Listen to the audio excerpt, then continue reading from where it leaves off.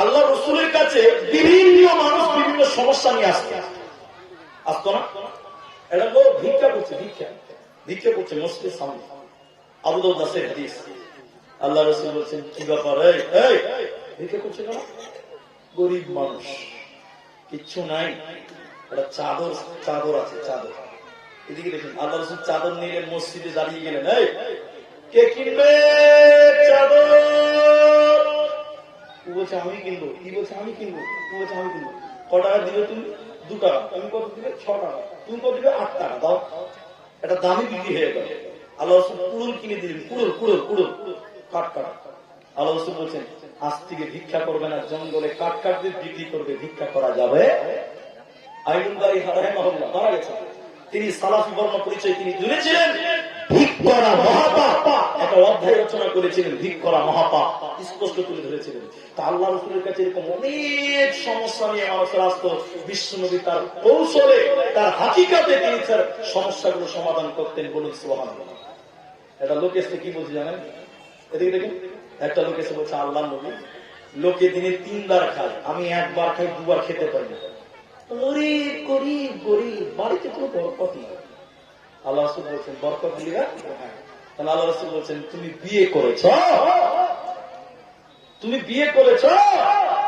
তো লোকটা বলছে না আল্লাহ তোকে আমি বিয়ে করিনি।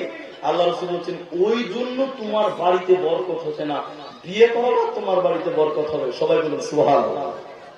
বিয়ে করলে বরকত হবে, বিশ্বাস আছে তো? তবু লোকটা বলছি এত বড় ফজিলত থেকে আমি বলছি তো, রসুল বিয়ে করতে বলেছে, ও তাড়াতাড়ি বাড়িতে গিয়ে বিয়ে করে নিয়েছে। যখন বিয়ে করেছে, 1 বার খায়, ওটা ওর স্ত্রী খাচ্ছে, 3 বার খায় না, ওর স্ত্রী 2 বার খায় না। এবার বলুন বরকত বাড়লো না কমলো? এরা কথা বলে না, বাড়লো না কমলো? কে বলছে বাড়লো? না খেয়ে আছে তাও বাড়লো? কাল থেকে ভাত বন্ধ বাড়িতে, বলো বরকত হয়ে গেছে তোমার বাড়িতে, দাও না খেয়ে আছে। লোকটা রেগে আল্লাহ নবীর কাছে বলছে আল্লাহ কি হবে আল্লাহ নবী, আমার বাড়িতে কোনো বরকত নেই, কোনো খায়ের নেই, কোনো উন্নতি তো হলো না। বিয়ে করেছে আমি তো না খেয়ে আছে, আমার স্ত্রী 2 বার খাই না, আমার বরকত উল্টো দিকে ঘটছে। আল্লাহ রাসূল বলছে আপনি শাদী কিয়া? তুমি বিয়ে করেছো? তখন বলছে জি হুজুর বিয়ে করেছি। আল্লাহ রাসূল বলছে বিয়ে করেছো তারপর বরকত নাই? বলে না খেয়েছে। আল্লাহ রাসূল চিন্তা ভাবনা করে বলছে তুমি আর একটা বিয়ে করো। লোকটা বলছে যে আল্লাহ নবী মাফ করেন, আর বিয়ে শাদী করতে পারবো? 1 বিয়ে করে গেলে কি বরকত হবে?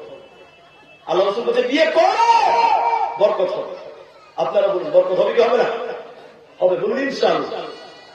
লোকটা বিয়ে করবেন, আল্লাহ রাসূল বলছে করো।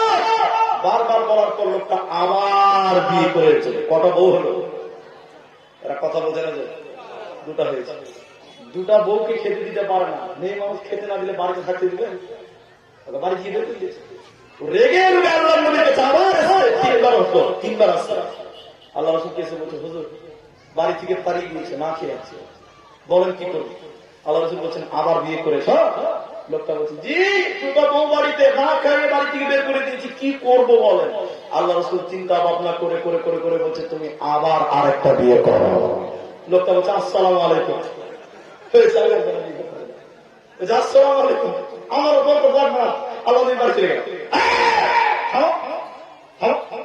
তুমি বিয়ে করো, আমি নবী মুহাম্মদ বলছি তোমার বরকত হবে। সবাই জোরে বলে সুবহানাল্লাহ। না আল্লাহ আর বিয়ে করো, আরে করো না। বারবার যখন বলছে আল্লাহ রাসূল, তখন মনে মনে বলছে মরেই যখন গেছি শালা বিয়ে করি মরে যাচ্ছে। কখন আবার বিয়ে করলো, কটা হলো বলো? এরা বলে না কটা? আর আল্লাহ রাসূলের কাছে আসছে না। অনেকদিন পর আল্লাহ রাসূলের সঙ্গে সাক্ষাৎ। আল্লাহ রাসূল বলছে কি বাবা, ঘন আসছিল, হঠাৎ নাই হয়ে গেছে, কি বাবা? হুজুর কি আর বলবো, এখন আমার যা অবস্থা মনে হচ্ছে নরেন্দ্র মোদীর পথটা আমি পেয়েছি। আল্লাহ রাসূল বলছে রসের অঙ্ক মিলল কি করে?